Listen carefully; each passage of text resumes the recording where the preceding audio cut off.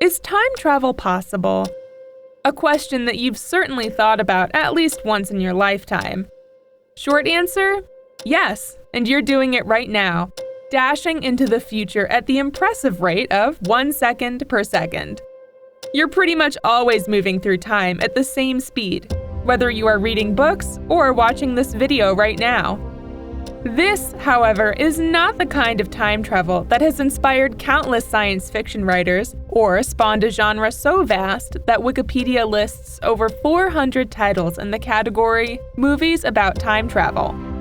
Although everyone is fascinated by the idea of changing the past or seeing the future before it's due, no one could ever achieve it.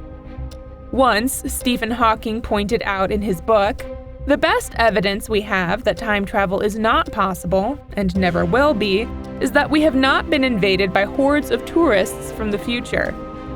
Albert Einstein's theory of special relativity proposes that time is an illusion that moves relative to an observer.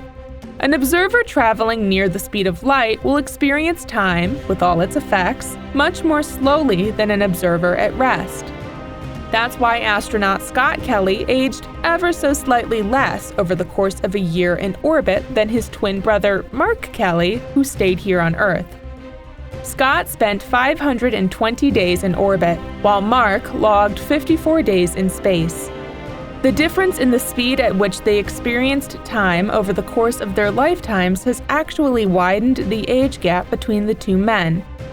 The difference between them was 6 minutes, and now it's 6 minutes, 5 milliseconds. Some theories suggest that hypothetical wormholes could work as a viable space-time shortcut. Well, it's too early to decide whether it's possible or not.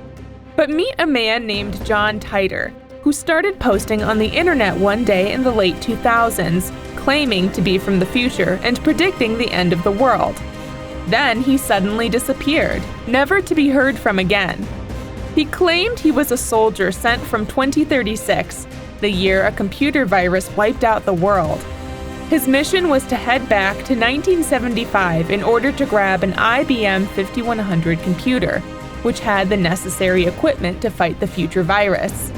For several months, he kept answering questions about the future on the internet and providing a number of technical specifications regarding how time travel worked.